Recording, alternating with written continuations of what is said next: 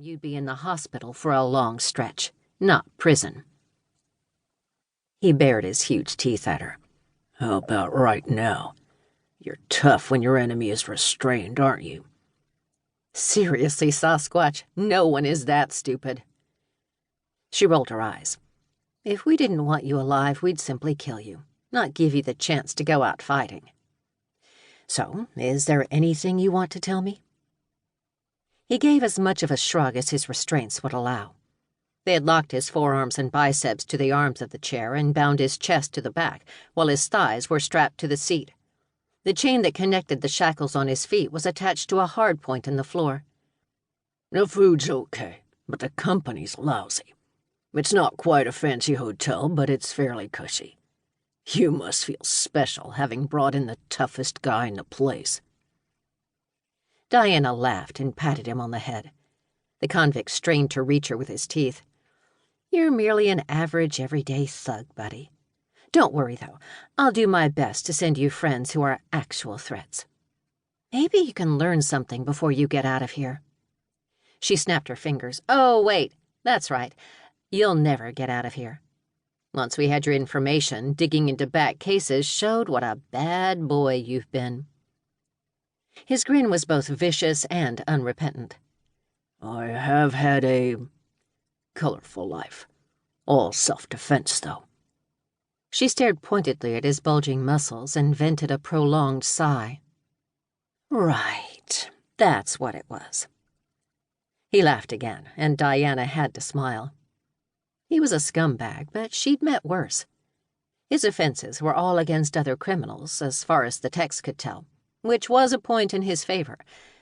Still, she wasn't ready to release the personal grudge he'd earned when he'd thrown her into her car and dented it. She folded her arms. So, how about you tell me about your boss and whatever he was doing? Why go after the ambassador? What was the plan? He blinked and donned an innocent expression. She imagined that if his hands weren't bound, they'd be clutched over his chest in a gesture of feigned incomprehension. You mean the owner at the Twisted Lizard, right? I was the bouncer there. He was a nice man and paid me well. Plus, the work was easy. It came with free drinks, too. I wouldn't mind going back there. Much to her surprise, he actually managed to sound wistful. In the next moment, the surprise gave way to the sheer lunacy of the statement. She laughed, unable to restrain her reaction. He soon joined in. She wiped at the corner of an eye and said, You're good, Kresnan, but I'm afraid you won't be able to resume that prior life.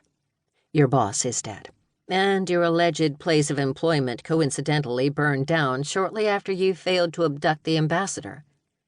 Did you make someone angry at you? The Kilomea shrugged, seemingly unfazed by the information. Oh, well, I'm sure I'll find something entertaining to do when I get out of here. Maybe I'll pay you and your little family a visit. Diana suppressed the instinctual growl that rose in her throat and shook her head. We were getting along so well, and you had to ruin it.